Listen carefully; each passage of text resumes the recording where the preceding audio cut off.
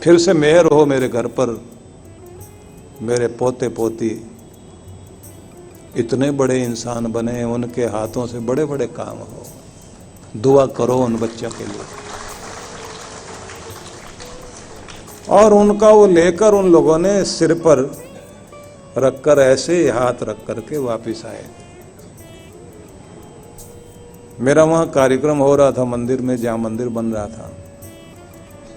वो लोग स्टेज के पास आगे चलते हुए सीधे उन्होंने कहा कि हम कुछ कहना चाहते हैं। मैंने कहा बताओ। बोले ऐसे से घटना हुई और ये राशि हम लेकर आए तो पहले आपके हाथ में देकर उसके बाद रसीद तो हम काट के आ गए हैं, उसके बाद इसको यहाँ गाने के लिए, इसके लिए ईंटें आए और जैसे बने तो पहले ईंट उस बच्चे के नाम से लगनी चाहिए जिसके पिता ने दिया है। भावना होती है लोगों में। और ये नहीं सोचे मैं देने वाला, उसने इस लायक बनाया ना। अगर भगवान ने हमें इस लायक बनाया है तो कोशिश करो इस लायक बने रहें। नाक भौं सिकोड़ना शुरू कर दें वो ठीक नहीं है। थोड़ा थोड़े में से थोड़ा से ही। सम्राट अशोक ने सब दान कर दिया था और जाकर वो बौद्ध विहार में आश्रम में रह रहे थे, लेकिन आदत थी कि रोज दे करके ही खाएंगे। और एक दिन क्योंकि कुछ भी नहीं रखा अपने पास, भिक्षुक लोग भिक्षा मांगते हुए उन्हीं के पास कुटिया में आ गए और उस दिन देने के लिए उनके पास कुछ नहीं था। आधा अनार खाकर रखा हुआ था साइड में। उस दिन उपवास था। मन में था कि शाम को इतना सा और ले लेंगे। जैसे ये भिक्षुक लोग आए और इन्होंने 3 लोग खड़े थे, एक साथ आवाज दी भिक्षाम दे। सम्राट अशोक हाथ में केले का पत्ता पकड़ा और उसके ऊपर आधा अनार रखकर और दोनों हाथों में लेकर और खड़े हो गए। बोले आज इस सम्राट के पास देने के लिए सिर्फ यही है, आधा अनार। ऐसे करके दिया और वो ऐसे लेकर गए पत्ते को और सब जितने भी भिक्षुक थे सब इकट्ठे हो गए। बोले और कोई भिक्षा आज ग्रहण नहीं करनी। सम्राट अशोक का दिया हुआ अनार का ये जो आधा भाग है इसका एक एक दाना सब ले लो। और एक दाना मुंह में रखकर तृप्ति अनुभव की, दोनों हाथ हृदय पे रखकर। कितने बड़े भाव से उस आदमी ने दिया। और इसी कारण तो आज भी आप देखिए हमारे नोट से लेकर हमारे देश की पहचान में सम्राट अशोक दिखाई देता है, अशोक चिन्ह दिखाई देता है। कितने लोग क्या क्या जोड़कर चले गए वो तो याद नहीं रहता, लेकिन कौन कौन क्या क्या कर गए, क्या दे गए वो जरूर दुनिया में याद है। जोड़ने वाले तो बहुत कोई जोड़ गए, अपने बच्चों के लिए छोड़ गए, लेकिन उनकी कोई पहचान नहीं रही दुनिया में। इस लोक में भी पहचान उन्हीं की और परलोक में भी पहचान उन्हीं की जिन्होंने सेवा की है, चाहे धन से, चाहे तन से, चाहे मन से। जिन्होंने जिस भी रूप से भगवान से जुड़े रहे, जो भी तरीका आपके पास हो भगवान से जुड़िए जरूर। जिन्हें जुड़ना आ गया उन्हें अपना कल्याण करना आ गया।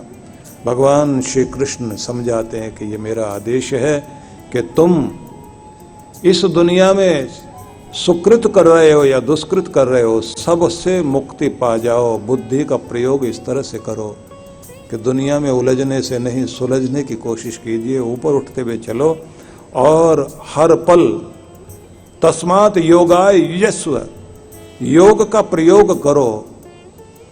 योग के माध्यम से, ध्यान योग के माध्यम से भगवान से जुड़ने वाले बन जाओ और बुद्धि उसी तरफ लगाओ कि तुम्हारी बुद्धि परमात्मा से जोड़ने वाली बने।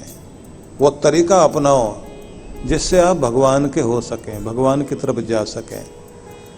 इसलिए कहते हैं ना, मौका जब भी मिले, गुरु का दर हो या भगवान की याद जहाँ भी जाकर आती हो, वहाँ पहुँचते ही सिर झुकाओ अपना, उसे याद करो। जिस भी बहाने से भगवान याद कराता है, याद करिए।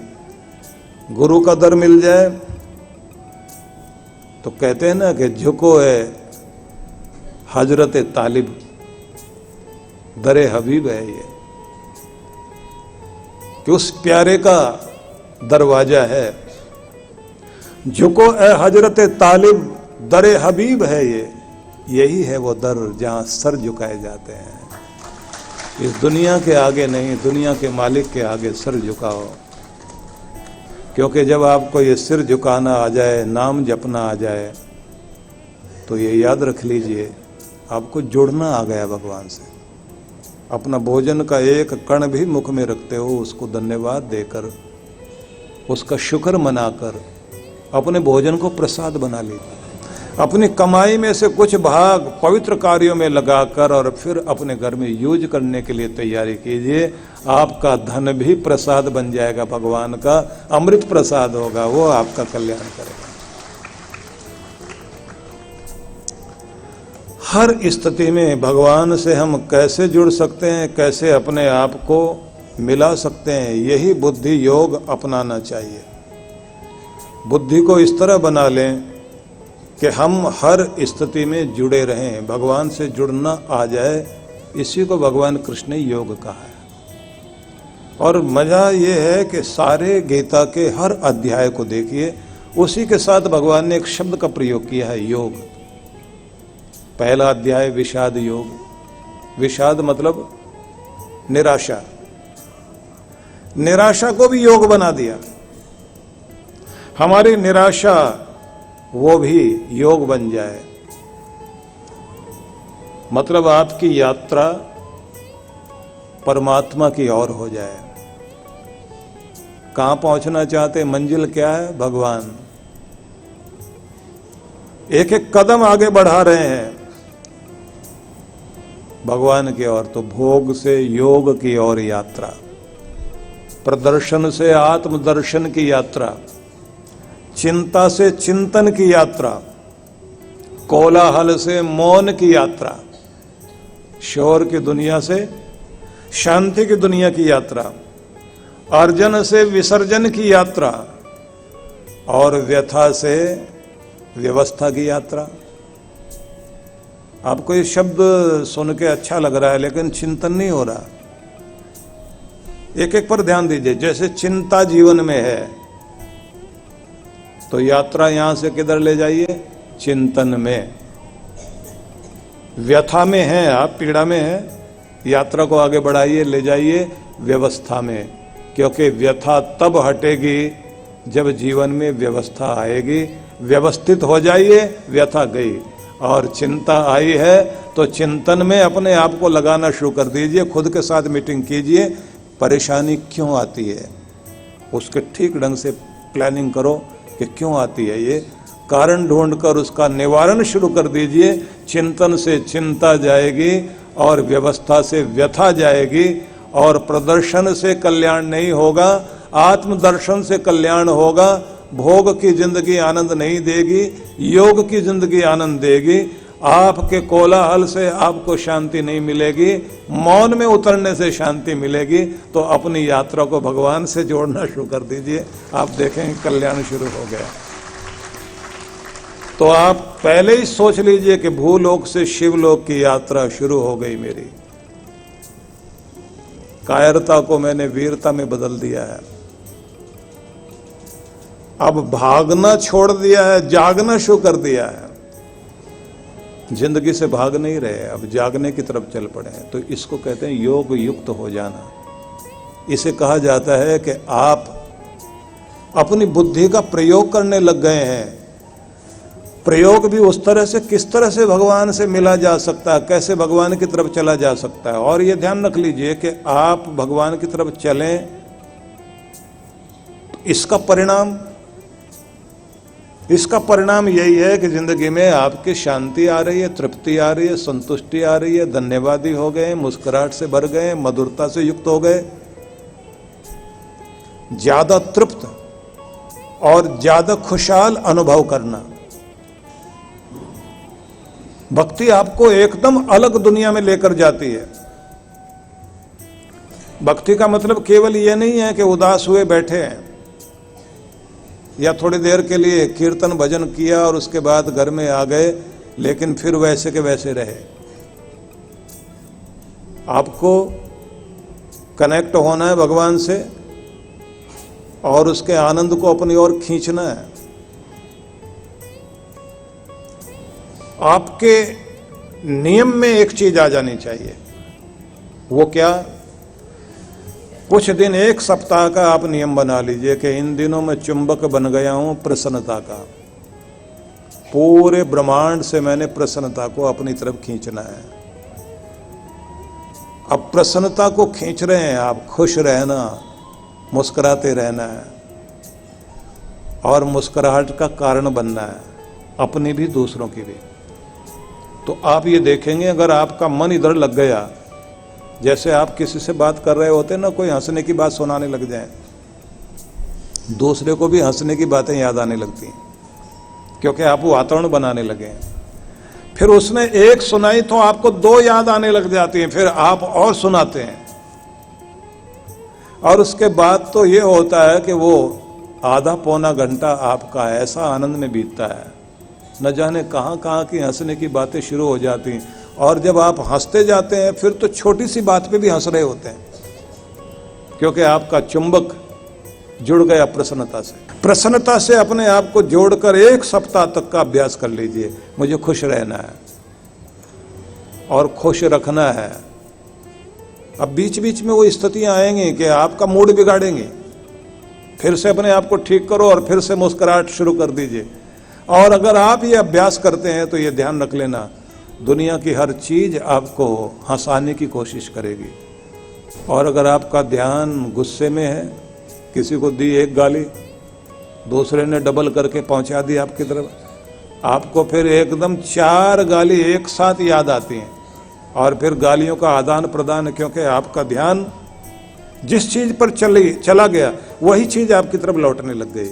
तो उस चीज पर ले जाओ जो आप जिंदगी में पाना चाहते हैं। जहां आप अपनी जिंदगी को देखना चाहते हैं वहीं अपना ध्यान लगा लीजिए और पूरी ऊर्जा उधर लगा करके वही चीज अपनी तरफ खींचना शुरू कर दीजिए। सोचिए कि मुझे जीवन में क्या चाहिए। आज से ही शुरुआत कीजिए।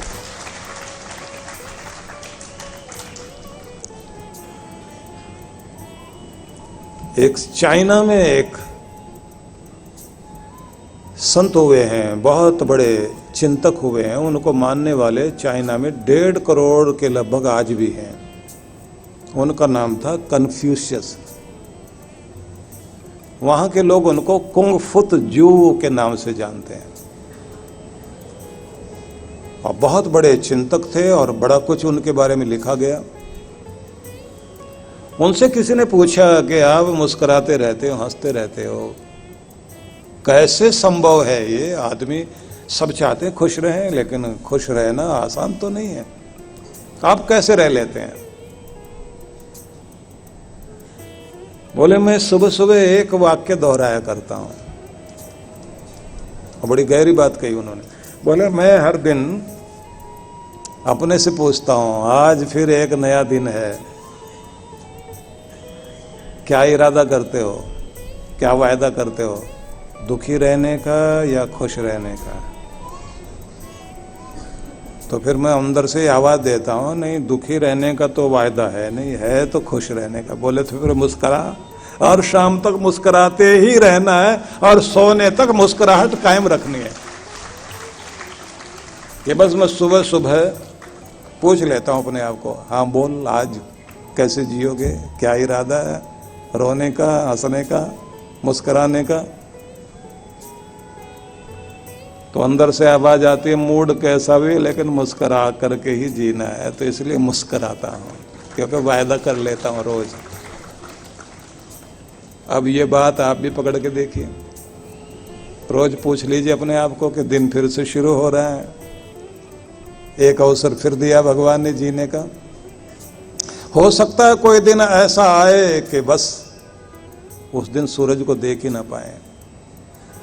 तो अगर भगवान ने आज फिर एक अवसर दिया है तो वायदा करो अपने साथ, रोने के लिए है दिन या मुस्कुराने के लिए है? क्या तय करते हो, क्या वायदा करते हो? तो वायदा कर लेना, नहीं हंसते हुए ही, मुस्कुराते हुए, भगवान को धन्यवाद देते हुए, उसकी नेमतें और उसके वरदानों को गिन गिन कर आनंदित होते हुए दिन को मनाना है। आज खुश रहने का वायदा करना है, तो आपकी तरफ प्रसन्नता आएगी। और बीच बीच में परीक्षा होगी कि ऐसी स्थिति है, अब भी मुस्कुराओगे क्या? तब भी मुस्कुराना। और ऐसे ही एक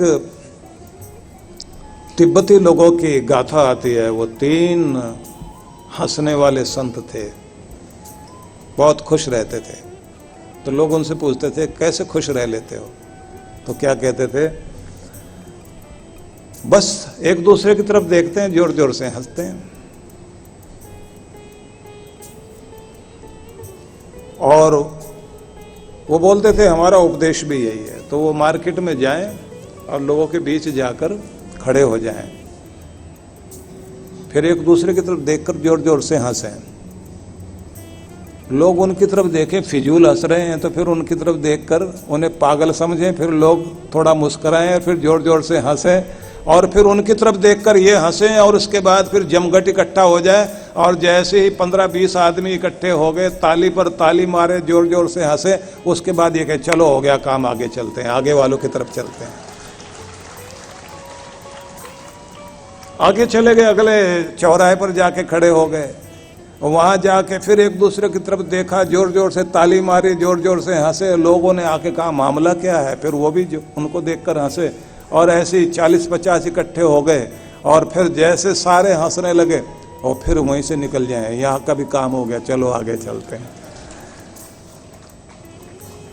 लोग जाकर पूछें बात क्या है, तो उसके यही कहते हुए सुनते ही जिसने कहा बात क्या, तो फिर वो हंसे जोर जोर से। ये बात पे हंसना चाहता है, यहाँ तो बिना बात के हंसा जाता है। अगर बात पे कोई हंसेगा तो जिंदगी में हंस ही नहीं सकता।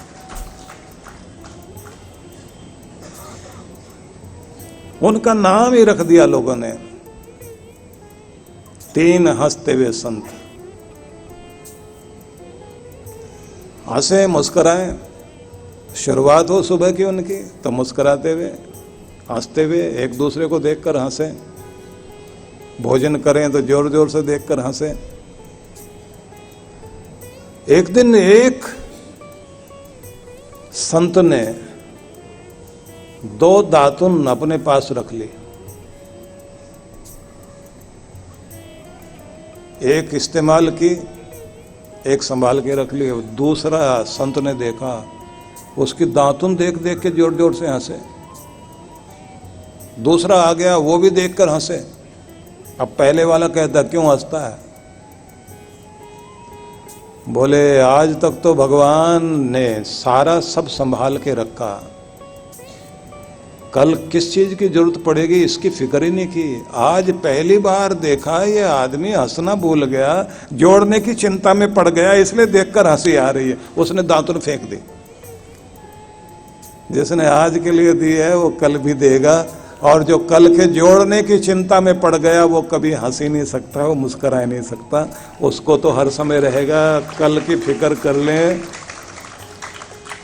ये भी मिल जाए वो भी मिल जाए। अब रोज ये लोग उसको टोकें। इसने एक दिन दातुन संभाल के रख ली थी,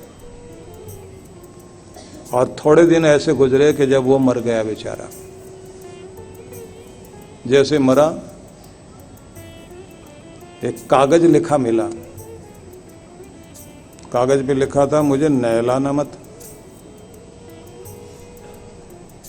और मेरे कपड़े भी जैसे मैंने पहन रखे हैं ये ऐसे ही रखना, उतारना भी नहीं।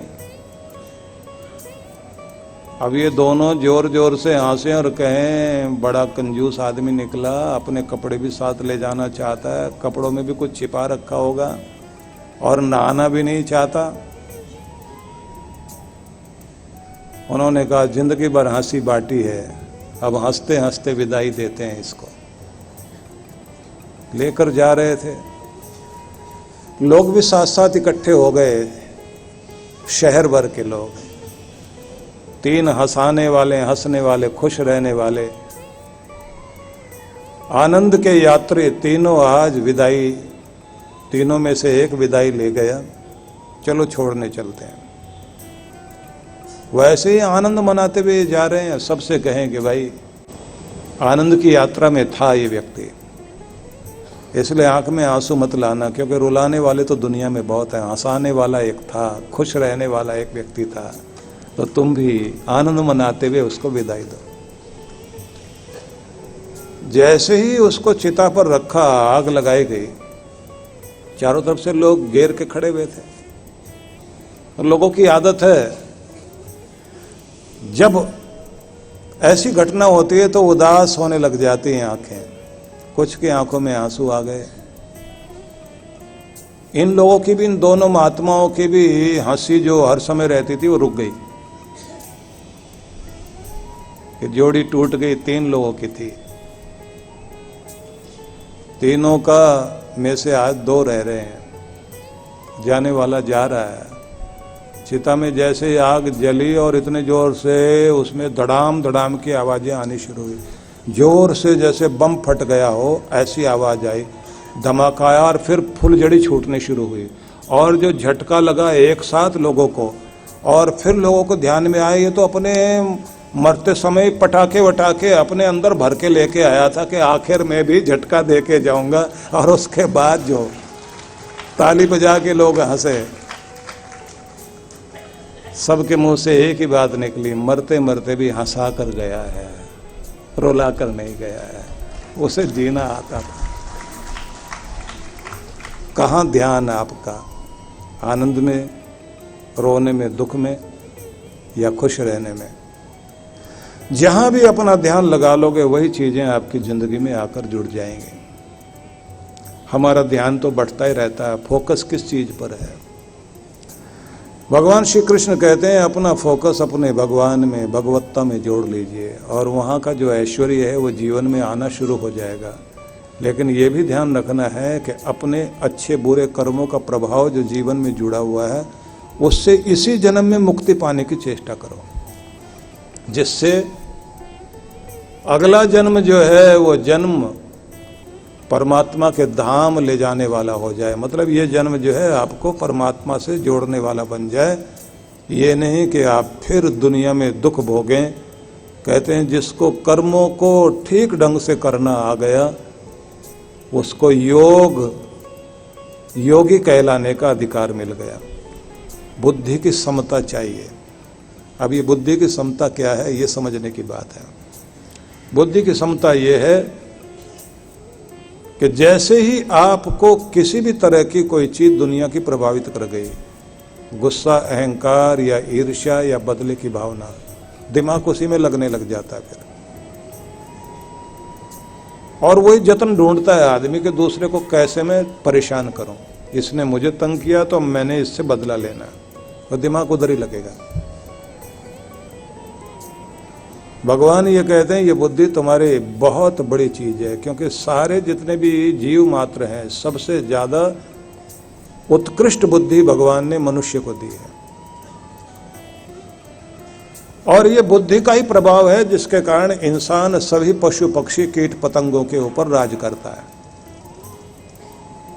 ये बुद्धि अगर गलत तरफ लग गई, जैसे शकुनी ने भड़का कर, आग लगा कर सारे कौरवों को विनाश की तरफ लाकर खड़ा कर दिया, और भगवान कृष्ण ने निराश मन को भी और भटकते मन को भी सबके ठीक करके सही दिशा में लाके खड़ा कर दिया।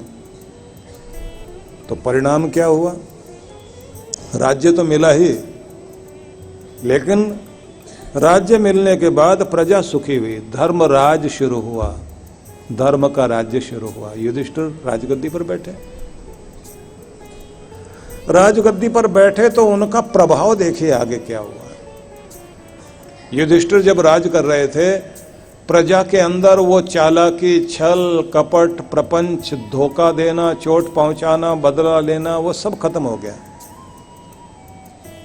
और एक दिन दरबार लगाकर बैठे थे राजा युधिष्ठिर, युधिष्ठिर के सामने दो किसान आ गए लड़ते हुए।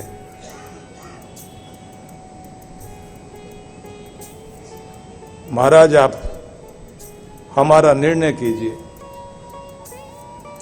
क्या झगड़ा है? महाराज मैंने अपना खेत बेच दिया इस आदमी को। खेत बेचा है तो ये जैसे ही खेत में से पत्थर वत्थर हटाकर और खेत की जुताई कर रहा था तो खुदाई करते करते वहां से सोने का सिक्कों से भरा हुआ घड़ा निकल आया।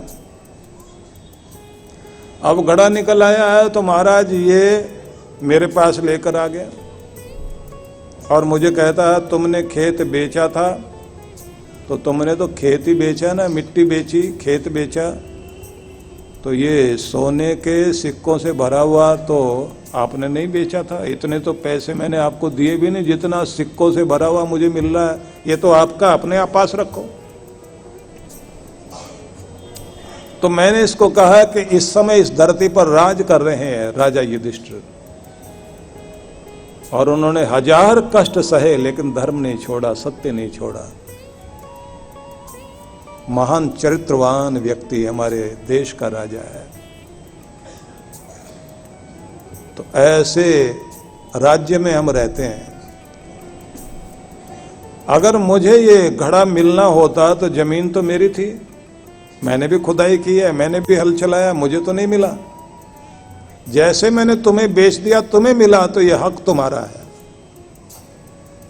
उसने कहा कि मैंने जमीन खरीदी है, सोने का घड़ा तो मैंने नहीं खरीदा। तो जब बिना मेहनत के और बेईमानी से या बिना कुछ किए ज्यादा लेने का चक्कर आता है, उसके कारण व्यक्ति की बुद्धि बिगड़ती है। मेरे घर में गड़बड़ ना हो जाए, मेरे बच्चों की बुद्धि ना खराब हो जाए, तो मैं ऐसा धन क्यों ले लूं जिस पर आपका हक होना चाहिए। वो कहता आपका हक है, वो कहता आपका हक है। राजा युधिष्ठिर से बोले अब आप निर्णय करो। राजा युधिष्ठिर ने दोनों को देखा, देखने के बाद बोले ये बताओ कि तुम्हारा उम्र कितनी है। उसने कहा साहब मेरी तो 60 के लगभग हो गई। दूसरे ने कहा मेरी 58 साल की हो गई। अच्छा बच्चे कितने? एक ने कहा मेरी एक ही बेटी है, दूसरे ने कहा मेरा एक ही बेटा है। बोले जिसने जमीन बेची है उसकी बेटी है ना? बोले हाँ साहब उसकी बेटी है। और जिसने खरीदी है वो? बोले उसका बेटा है। बोले घड़ा लेकर आओ और इनको पकड़ाओ। जिसने बेची थी उसको पकड़ाया और पकड़ा करके कहा अब ये घड़ा इधर की तरफ आपने देना है, लेकिन एक बात ध्यान में रखकर, तुम दोनों भले लोग और तुम्हारे दोनों के बच्चे बड़े हो गए हैं, तो क्या एक दूसरे के साथ रिश्ता करना चाहते हो? क्योंकि इतने पवित्र दिल के लोग हैं। बोले साहब बिल्कुल तैयार हैं। बोले तो फिर ये घड़ा बेटी को जाएगा।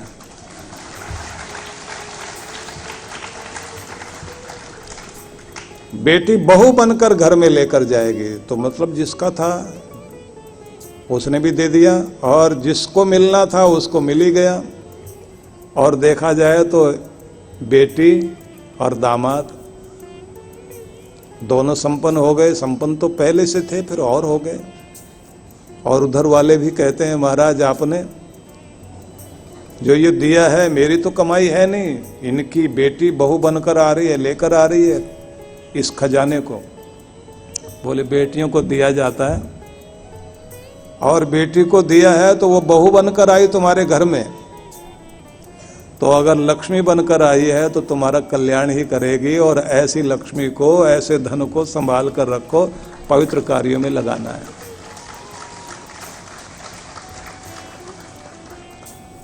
चले गए वो लोग। राजा युधिष्ठिर अपने कुल पुरोहित को बुलाते हैं और बुलाकर कहते हैं अभी मैं संतुष्ट हूं, जो धर्म राज्य स्थापित किया गया वो अभी प्रजा में दिखाई दे रहा है। राजा का कर्तव्य है प्रजा में धर्म रहे, प्रजा एक दूसरे का कल्याण करे, एक दूसरे का हक न छीने। समय बीतता गया, और जब उन्होंने आगे राजपाट देना था अभिमन्यु के पुत्र को, परीक्षित को देना था, तो दिया कब?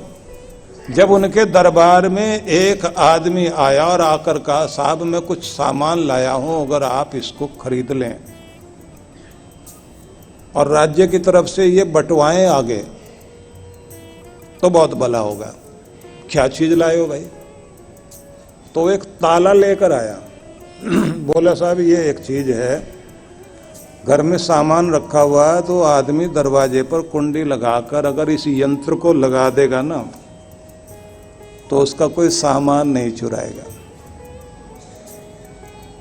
राजा युधिष्ठिर खड़े हो गए अपने सिंहासन से कि अगर मेरे राज्य में कारीगर को दिमाग में यही आने लगा है कि लोग चोरी कर सकते हैं, उसके इलाज के लिए इसने यंत्र बनाना शुरू कर दिया, तो इसका मतलब लगता है कि कलयुग का प्रभाव शुरू हो गया है।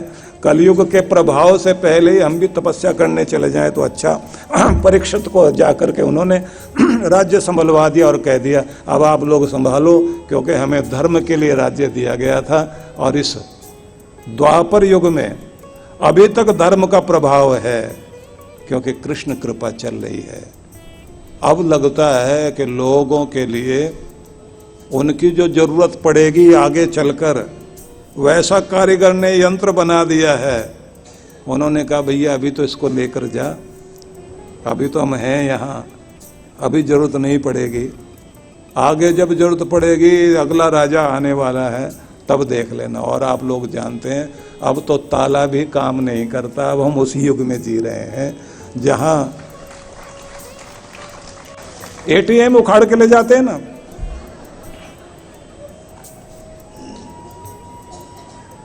जब तक धर्म से जुड़े रहे, गुरुओं से जुड़े रहे, जीवन में मर्यादा चलती रही, कल्याण होता रहा। और जैसे जैसे ये ध्यान हटना शुरू हुआ, बुद्धि बिगड़नी शुरू हुई, गुरु से, धर्म से, भक्ति से, परमात्मा से जैसे ध्यान हटने लगा तो बेईमानी कहीं ना कहीं आनी शुरू हो गई। भगवान ये कह रहे हैं कि अपनी बुद्धि को सन्मार्ग पर, धर्म में, भक्ति में, योग में लगाने वाले बन जाओ, और तुम अपने अंतःकरण में पड़े हुए जो भी अच्छे बुरे संस्कार हैं सबको धोकर साफ करो अपनी स्लेट, अपनी कॉपी, जिससे सद्गति हो सके। जब तक साफ नहीं करेंगे जन्म लेते रहना पड़ेगा, क्योंकि ये हमारे बीज जो हैं ये उगते रहेंगे और फिर दुनिया में लाते रहेंगे, रुलाते रहेंगे, यहाँ लाकर फिर से नई शुरुआत होती रहेगी। तो इससे मुक्ति पानी है, एक ही मार्ग बताया गया है। थोड़ा सा बारीकी से समझने की चेष्टा करना। जो भी आप कर्म करते हैं उसका बीज आपके चित्त पर जमा हो जाता है, और जब तक वो फल नहीं देगा तब तक वो हटेगा नहीं। गंगा में भी स्नान करके आ जाओगे, तीर्थ में भी होकर आ जाओगे, पाप धुल कर आ गए तो भी आपके कर्म का जब तक आप उसका फल ना भोग लें तब तक वो पीछा छोड़ता नहीं, आपके अंदर चिपका रहता है। मजाक अपनी जगह चलती है इसी तरह की कि गंगा में नहाने गया आदमी तो पापों ने देख लिया कि ये आज लगता है धो के जाएगा, तो पहले ही उतरकर पेड़ों पर बैठ गए। जैसे वो नहाकर आया तो जैसे नहा के चला, कपड़े पहने, तो वो भी पेड़ों से उतर के उसके कंधे पे बैठ के वापस आ गए। ये एक कथा। और दूसरी कथा इसी तरह की और सुनाई जाती है। सार उसका भी यही है कि गया, डुबकी लगाई गंगा में, डुबकी लगाए, 3 डुबकी, 4 डुबकी, 5 डुबकी, फिर अपने परिवार वालों का नाम लेकर डुबकी लगाई, पूर्वजों का नाम लेकर डुबकी लगाई, सबको तार के छोड़ेंगे। और फिर गंगा से पूछ भी लिया, गंगा माँ बताओ कि सब आते हैं पाप धोने, तो आप धो देते हैं ना, बिल्कुल स्वच्छ कर देते हैं ना। गंगा माता ने कहा बिल्कुल स्वच्छ करते हैं। तो फिर इतने पाप दुनिया भर के आपके पास, क्योंकि कुंभ में जब नहाने जाते हैं लोग तो कितने करोड़ों, इतने पाप आपके पास आते हैं, क्या करते हो? बोले हम भी अपने पास नहीं रखते, बहाकर समुद्र को देते हैं। बोले समुद्र से पूछे जाकर? बोले पूछो। वो समुद्र के पास गया, जाकर बोला सारी दुनिया के पाप बहकर आपके पास आते हैं, आप क्या करते हो? बोले बादल को देते हैं। बादल से पूछा आप क्या करते हो? बोले जिसका होता है उसी के घर में जाके बरसा देते हैं। बात फिर वही घूम के आती है कि बिना भोगे आपका कर्म आपसे छूटता नहीं। जैसे ही वो फल दे देगा अपना तो खत्म हो जाएगा। इसलिए जीवन में सुख दुख है। भगवान कहते हैं छुटकारा पाओ। अब इसका एक तरीका है, वो मैं आपको बताना चाहता हूँ। जैसे आप कोई कर्म करते हैं तो उस किए जाते हुए कर्म को क्रियमाण कर्म कहते हैं। जो आप कर रहे हैं, अगर उस समय बुद्धि शुद्ध है तो समझदार आदमी कर्म करने से पहले सोचता है। मूर्ख आदमी करने के बाद सोचता है कि मैंने क्या कर दिया। जो कर्म करने से पहले सोचे उसे समझदार कहा जाएगा, और जो करते हुए भी सोचता है, सतर्क रहता, सजग रहता है, गलती ना हो, शुभ की ओर बढ़ता चला जाऊं, कहते हैं कि वो बंधन मुक्त रहेगा। इसलिए सजग होकर कर्म करना ही बुद्धियुक्त होकर कर्म करना कहलाता है। त्रुटि कोई भी हो, छोटी सी भी गलती बड़े से बड़ी समस्या पैदा कर सकती है। अमेरिका का जब उन्होंने सैटेलाइट छोड़ा था, जब वो जा रहे थे ना, जिस यान से अमेरिका वाले लोग चंद्रमा में जाना चाहते थे और उसमें वो फेल हो गए थे, तो उनकी पहली कैलकुलेशन में कमांड देते देते, क्योंकि इंसान ने जो है ना, एक तो कैलकुलेटर बना रखा है, उसके बाद में कैलकुलेशन यहाँ तक नहीं होती तो उसके बाद में कंप्यूटर है, कंप्यूटर से आगे सुपर कंप्यूटर है, सुपर कंप्यूटर से भी आगे और सुपर कंप्यूटर है। कमांड देते हुए एक गलती हो गई जिसके कारण उनका मिशन फेल हुआ, और उसके बाद एक कैलेंडर बना उनका जिसमें एक माइनस का निशान दे रखा था छोटा सा, और ये कहा गया था बस ये माइनस वाली गलती कमांड देते समय ये नहीं हुआ, जिसके कारण हम चूक गए, और बता दिया गया कि गलती छोटी सी भी हो इग्नोर मत कर देना, क्योंकि आपके बहुत बड़े मिशन को भी फेल कर सकती है आपकी गलती। इसलिए कोई भी गलती होगी वो तो रुलाती रुलाती है, उससे छुटकारा है नहीं। और अगर आप कहेंगे छोटी सी तो बात थी, अगर छोटी सी लापरवाही, ट्रेन का जो फाटक होता है उसको खोलने बंद करने वाले ने गलती कर दी, कितने लोग मर जाते हैं। गाड़ी चलाते हुए लोग जो करते हैं ना, गाड़ी चला रहे हैं और नीचे से अपना फोन बज गया तो मोबाइल फोन नीचे रखा, उसे उठाने के लिए झुके और आगे है मोड़, पलट गई गाड़ी। ऐसी घटनाएं घटती हैं। अच्छे गाते बजाते लोग जा रहे थे मनाली की तरफ, फोन बजा ड्राइवर का, और वो इधर व्यास नदी है, एक साइड में पहाड़ है, ऊंची सड़क और गहरी खाई में नदी बह रही है। उठाने के लिए झुका नीचे ड्राइवर, और वो तो सर्पाकार रोड होती है पहाड़ों की, तो थोड़ा सा मोड़ में वो तो वैसे हाथ में स्टीयरिंग को ऐसे पकड़े हुए, उसको तो यही कॉन्फिडेंस है कि जैसे मैंने पकड़ा हुआ रोड ऐसे ही आगे है, और एक ही तो सेकंड की बात है, झुके और उठाया, इतनी देर में तो पूरी बस नदी में चली गई। 35 लोग बैठे हुए थे, कुछ ही बच पाए। गलती तो छोटी सी लगती है, लेकिन वो तो अपना रिजल्ट देती है। इसलिए कहते हैं सतर्क रहते हुए कर्म कर रहे हैं तो आपका कर्म आपके लिए दुखदाई नहीं बनेगा, नहीं तो दुखदाई हो सकता है। सावधानी जिंदगी में बहुत महत्वपूर्ण है। इसलिए जो बोर्ड पर लिखा होता ना, सावधानी हटी और दुर्घटना घटी। जितनी बड़ी गति उतनी बड़ी सतर्कता। जितना तेजी से आगे जा रहे हो उतने तेजी से सतर्क बने रहिए और अपने ब्रेक का इस्तेमाल कीजिए। सफल हो गए, आप तरक्की कर रहे हैं और ऊंचे और ऊंचे और ऊंचे जा रहे हैं, तो और ज़्यादा सावधान, और ज़्यादा सावधान, और ज़्यादा सतर्क। आप अगर सतर्क हैं तो आप स्पीड के साथ चलते चले जाइए, नहीं तो अपनी स्पीड को कम रखो। कम स्पीड है तो कम सतर्क रहना पड़ेगा। तो पहला नियम हो गया कर्म करते हुए सजग रहना। दूसरा नियम बताया गया है कि आपके कर्म जमा हो गए खाते में, अब उन्हें पकने के लिए लगेगा समय। जब वो पक जाएंगे और पक कर के सामने आएंगे तो किस्मत बनेंगे, और किस्मत जब वो बन जाते हैं फिर उसे कोई पलट नहीं सकता, ये ध्यान रख लेना।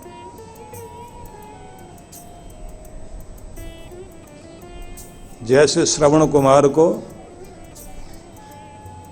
तीर लगा था राजा दशरथ का, और उनके माता पिता ने श्राप दिया दशरथ को, तो भगवान राम भी अपने पिता के ऊपर आए हुए श्राप को रोक नहीं पाए, क्योंकि वो किस्मत बन गया उनकी। और अपने बच्चे के वियोग में तड़प कर प्राण निकले राजा दशरथ के। राम जी तो भगवान है, रोक सकते हैं। कृष्ण भगवान है तो अभिमन्यु की मृत्यु को रोक सकते हैं। लेकिन कर्म जब अपना काम करेगा, जब भाग्य बन जाएगा, तब भगवान भी उसमें दखलंदाजी नहीं करते, ये ध्यान रख लेना।